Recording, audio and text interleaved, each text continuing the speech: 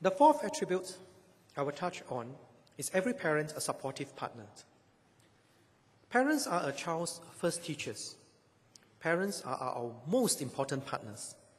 Teachers cannot be surrogate parents. I hope parents value teachers as their partners too. Teachers are often anxious about dealing with demanding parents. I understand. I've met some myself.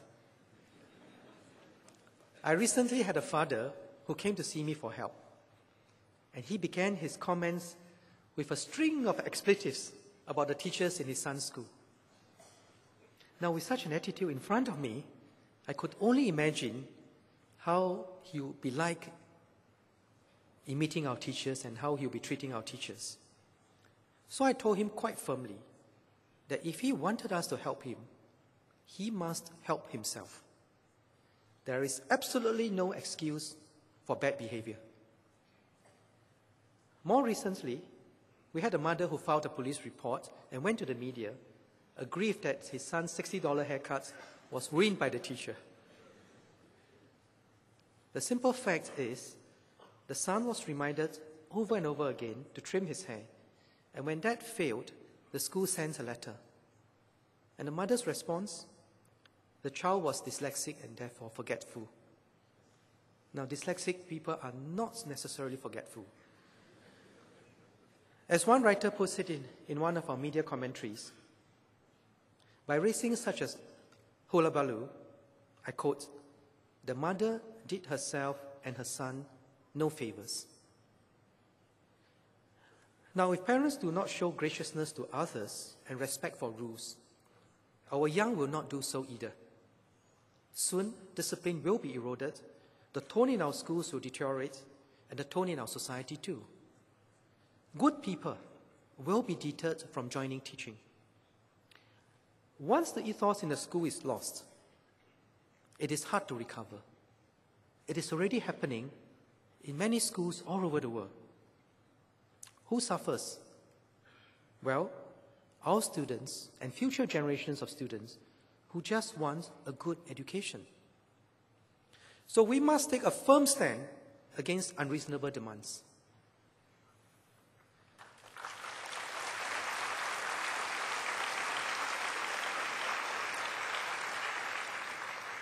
Thankfully, the vast majority of our parents are supportive partners. And among them, there's a wide range of parenting styles and a wide range of needs. I've come across many who are well-meaning, who love their children, but don't know what to do. When I visited MacPherson Primary School with ESM recently, a parent told me about his experience during a Dads for Life program. At the end of the session, parents had to stand behind a curtain and say the words, "I love you," and their kids had to identify them. This dad shared with me that he was quite distraught. Other parents only had to say, "I love you" once, but he had to repeat himself before his son could identify him. So he told me he reflected on it and realized that he had actually never said, "I love you" to his son. So it was a transformational moment for him, and he never looked back. His relationship with his son improved, and the child had gone on to do very well. Now, on the other hand, there are those who are much too involved and push their children too hard. Before I even say anything. Now, Ms. Tan Beng Luan, a preschool principal in Singapore, wrote an article in Taobao a few months back. It is a very good article, and I will encourage all of you to read it in full. She observed that many preschoolers, she has been a principal for over now 15 years, and she observed that many preschoolers were more clumsy and fragile than before. And many educators share her views. She observed that many parents, afraid that their kids would fall, stop them from crawling and roaming around and use baby walkers instead. In primary schools, many parents are seen carrying their children's school bags and dropping them off right at the doorstep of the school. They can't bear to have the kids walk 50 meters. She shared the story of how a father let her 3-year-old daughter pick a place for dinner every night. He wanted her to learn about freedom of choice. But one night, he could not accommodate her request, her choice, as he had to work. And she threw a big tantrum. He forgot that freedom to choose must come with respect for others. Now, Ms. Tan noted that if we want to nurture students to become resilient, responsible, and perseverant adults, we must reflect on how, as parents, we need to allow them to pick themselves up when they fall, and not to cry when they fall, to settle disputes among fellow students on their own, and to learn to do things for themselves. Now, let me add that this is not a uniquely Singaporean phenomenon.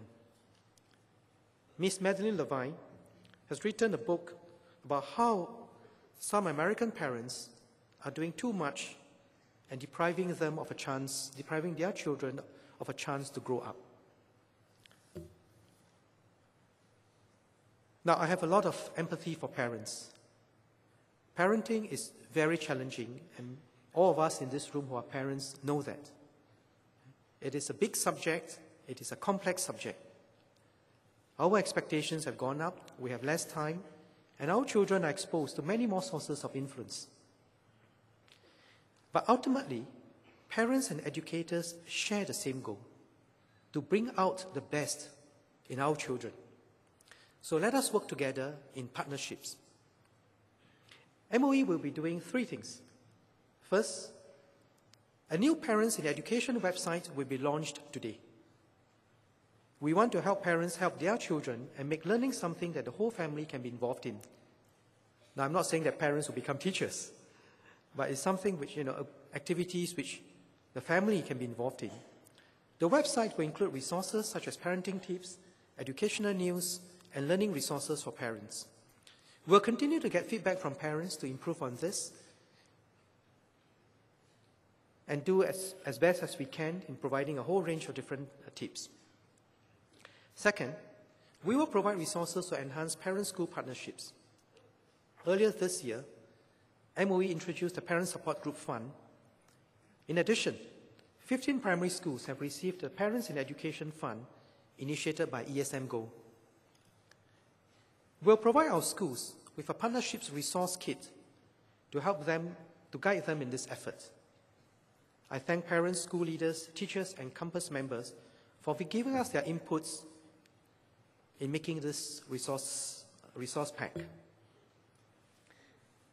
When I met Ngee Ann Secondary PSG recently, they were extremely pleased with the PSG funds. They excitedly told me about how they had used the funds to organize a range of activities. But what I'm most impressed by is that many PSG members continue to be active in the school PSG even after their children have graduated. It is a way for them to help other parents. They create a rich and supportive network in the school, connecting parents, teachers, and students. Third, we believe that this conversation of supporting each other and informing each other on parenting tips is best done among parents. We have been expanding our engagement sessions with parents so that parents have a conversation with each other on what are some of their best practices. Over the past year, our senior parliamentary secretaries, Seaman and Hawazi, and campus members have been busy engaging parents. One of these parent engagement sessions was led by Hawazi, and I'll share a short video with you.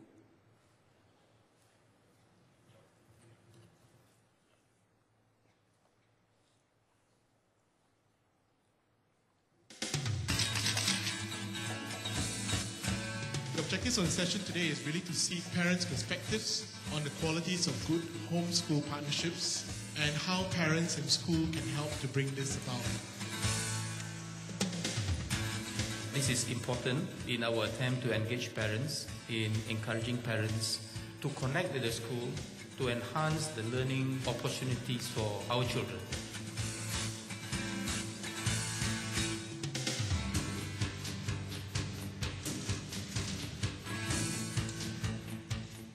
thing that I learned is different views from different parents from different schools, and we are able to share all the ideas together. We have working parents, non-working parents who are together in this hand in hand. There are a lot of good ideas that we share amongst ourselves, and these should be collected and tabled for subsequent follow-up action.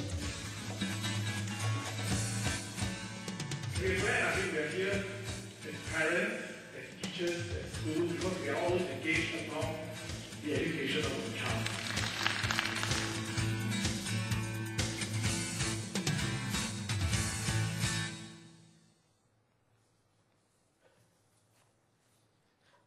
Well, I want to thank our ETD departments for putting up all these wonderful videos. I think it's a great piece of work.